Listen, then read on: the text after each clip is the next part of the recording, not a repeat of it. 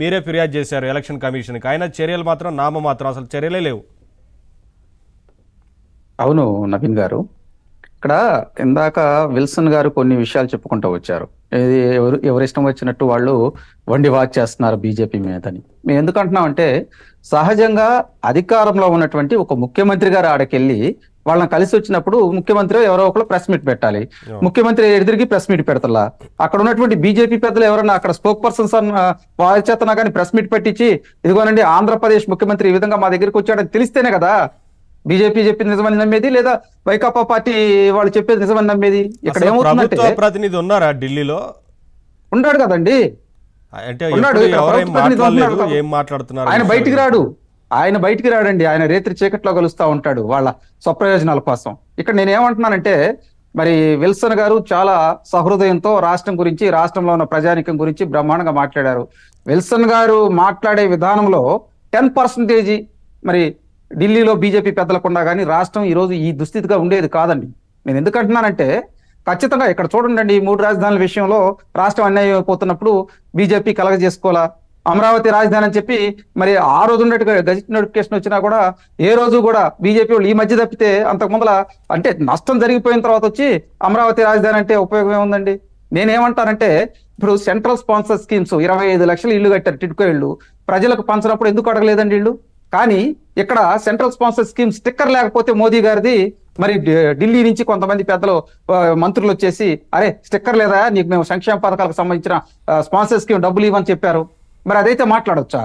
నేనేమంటానంటే, ఎవరు ప్రయోజనం కోసం వాళ్ళు మాట్లాడుకుంటే ఎట్టండి. ఈ రోజు ఇందాక అడిసిమల్లి శ్రీనివాసరావు గారు చెప్పినట్టు ఈ 10 years టెండర్ లో ఆంధ్రప్రదేశ్ భారీ నష్టం అండి. ఆంధ్రప్రదేశ్ లో ఉన్నటువంటి ప్రతి రైతు, అదేవిధంగా ప్రతి కౌలు రైతు, ఈ రోజు చూడండి రైతులు అల్లాడిపోతూ ఉన్నారు. భారతదేశంలోనే అప్పులమయంగా ఉంది రైతుల జీవితం. ఇక్కడ కనీసం సెంట్రల్ గవర్నమెంట్ ఇచ్చేటువంటి ఆ పథకాల గురించి అయినా కానీ ఇక్కడ ప్రజల్లోకి అవగాహన కల్పించాలి కదా. ఈ రాష్ట్ర ప్రభుత్వాన్ని ప్రశ్నించాలంటే ఎవరికి వాళ్ళు చేతులు ముడుచుకొని కూర్చుంటే నష్టపోయేది సామాన్య ప్రజలండి. దాంట్లో బడుగు బలహీన వర్గాల వారు, మైనారిటీలు, ఎస్సీ ఎస్టీలు వీళ్ళే నష్టపోతున్నారు. రాజకీయాలు చెప్పండి, చిన్న క్లారిటీ ఇస్తాను సాహెబ్ గారికి, శ్రీనివాస్ గారికి. కానీ బీజేపీకి తప్ప వేరే పార్టీకి ఓటడిగే హక్కులు ఎందుకంటున్నామంటే, ఆ రోజు చంద్రబాబు నాయుడు గారు ఇంతకంటే ఊరు సాధిస్తారని చెప్పి ఒక పెద్ద లిస్ట్ చదివినా అది బీజేపీ ఇచ్చిన సహకారంతో. అదే విధంగా బీజేపీ ఏదో తెలుగుదేశం పార్టీ కలిస్తే తెలుగుదేశం పార్టీ ఓడిపోద్దని చెప్పని గుండెల్లో దడత బాదుకుంటున్న మా నాయకులందరూ కూడా, వాళ్ళు ఎవరైనా కావచ్చు, మరి శ్రీనివాస్ గారు కావచ్చు, ఇంకెవరు కావచ్చు, బీజేపీ తెలుగుదేశం కలవాలని ఏ క్యాడర్ లో ఎవరు కోరుకోవడం లేదు. బీజేపీ ఇండిపెండెంట్ ఎదగాలని కోరుకుంటున్నాం. అదే సమయంలో తెలుగుదేశం పార్టీకి బీజేపీతో కలిసి ప్రయాణం చేసిన చరిత్ర గతంలో ఉంది.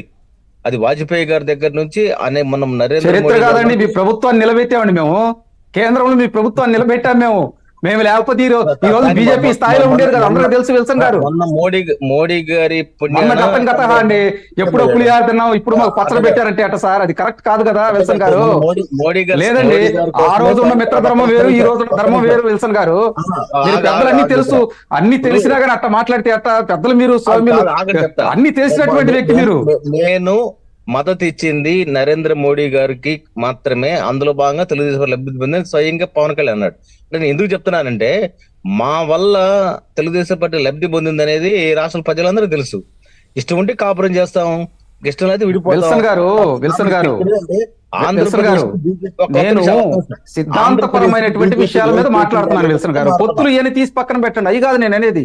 రాష్ట్ర ప్రయోజనాల కోసం ఈ రోజు రాష్ట్రంలో ఉన్నటువంటి బీజేపీ పెద్దలు మాట్లాడేదంటూ 10% ఉండా కూడా ఏది అధికారంలో ఉన్నటువంటి కేంద్రంలో ఉన్నటువంటి పెద్దలకి బ్రహ్మాండంగా ఉండేది రాష్ట్రం అని చెబుతున్నాను. విల్సన్ గారు, ఇక్కడ మీరేమో ప్రజాస్వామ్యం గురించి, ప్రజాస్వామ్య వ్యవస్థల గురించి, వాటి గురించి చక్కగా మాట్లాడుతూ ఉంటారు.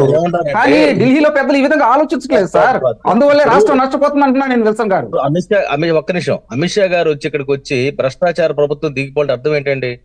మేము జగన్మోహన్ రెడ్డి గారి మద్దతుదారులమా? ఎట్ట మారుతారండి? మా రాజధాని అంశం తీసుకుంటే మీరు తప్పుగా అర్థం చేసుకున్నారు విల్సన్ గారు. నేను వాళ్ళకి మీరు మద్దతుదారులు అంటలా, ఇక్కడ జరుగుతున్నటువంటి విధానపరమైనటువంటి అంశాలు చూడండి. రాష్ట్రం నష్టపోతుంది, రాష్ట్రంలో ఉన్న పరిస్థితులు చూడండి. అందులో చెప్తున్నా, ఇప్పుడు కేంద్ర నాయకత్వం చెప్పింది జగన్మోహన్ ప్రభుత్వం దించాలని, అదే మాకు ఇచ్చిన డైరెక్షన్. దించటం వేరండి. సార్, నేను పాలిటిక్స్ మాట్లాడతలే ఇక్కడ. సార్, నేను పాలిటిక్స్ మాట్లాడతలేదండి. వ్యవస్థల గురించి, విధానపరమైనటువంటి అంశాల గురించి మాట్లాడుతున్నాను సార్ నేను. రావాలని మేము కోరుకోవడం. ఎందుకంటే సార్ అది వేరండి, అసలు అది మీ వ్యక్తిగతం సార్ విల్సన్ గారు. అది మీ పార్టీ అధిష్టానం ఇష్టం, మా పార్టీ అధిష్టానం ఇష్టం, అది కాదండి ఇక్కడ. నేను విల్సన్ గారు, నేను పాలిటిక్స్ మాట్లాడతలా, నేను వ్యక్తిగతంగా మాట్లాడట్లేదు, నేను వ్యవస్థల గురించి మాట్లాడుతున్నాను. మీరు అధికారంలో ఉన్నారు కేంద్రంలో, మీరు ఆపన్నాస్తి ఈ విధంగా ఉండేదా రాష్ట్రం అని అడుగుతున్నాను సార్ నేను. బీజేపీ అధికారంలోకి రాకూడదు అని లబలబలు ఆడేవాళ్ళు చాలా మంది ఉన్నారు. వాళ్ళకి లోపల చాలా మంది కడుపు అంటుంటది. దానికి కారణం ఏంటంటే సిద్ధాంత పరంగా విభేదాలు ఉండొచ్చు కమ్యూనిస్టులకి వాళ్ళందరూ కూడా. మేము ఇంటికి కేజీ బంగారం వచ్చి మాకేం సపోర్ట్ చేయరు. అదే తెలుగుదేశం పార్టీ రాకూడదు, బీజేపీతో కలవకూడదు అని చెప్పి కోరుకునే వాళ్ళు వైసీపీ మద్దతుదారులు అవుతారు. ఎందుకంటే ఒకవేళ ఆంధ్రప్రదేశ్ లో ప్రజలు మార్పు కోరుకునే క్రమంలో 3 పార్టీలు కలవాలని కోరుకుంటే వెల్ అండ్ గుడ్ అనే పరిస్థితి ఉండాలి. ఎందుకనంటే రాష్ట్రంలో మీరన్నట్టుగా ప్రజా జీవితంలో మార్పు కోసమే కలవాల్సిన పరిస్థితి కలుస్తారు. కానీ అప్పుడు బీజేపీ స్టాండ్ బట్టి కోరుకుంటారేమో కదా. అంటే బీజేపీ 2 పార్టీలతో ఆడుతుంది అన్న భావన కూడా ఉంది కదా. నవీన్ గారు భారతీయ జనతా పార్టీ మీద చేస్తున్న కుట్రపూరితమైన ఒక్క నిమిషం. అలా కోరుకోవాలి అంటే మీరు అన్నట్లుగా విల్సన్ గారు, బీజేపీ కూడా ఒక సీరియస్ పాలిటిక్స్ ఉంటే అంటే అన్ని పార్టీలతోనే ఆంధ్రప్రదేశ్ లో ఆడుకుంటుంది అనేది కదా చెప్తున్నారు. అదేనండి నేను ఇంతకు చెప్పింది. వంట చేస్తున్నారు ఎవరి పాటికి వాళ్ళు. ఇది భ్రష్టాచార ప్రభుత్వం నరేంద్ర మోడీ గారన్నా యుద్ధ భూమిలో కానీ మరి 3 రాజధానుల స్టాండ్ తీసుకున్నప్పటి నుంచి ఇప్పటి వరకు ఒక్క మాట కూడా ఎందుకు అనలేకపోయారు కేంద్ర పెద్దలు? అదే చెప్తున్నారు.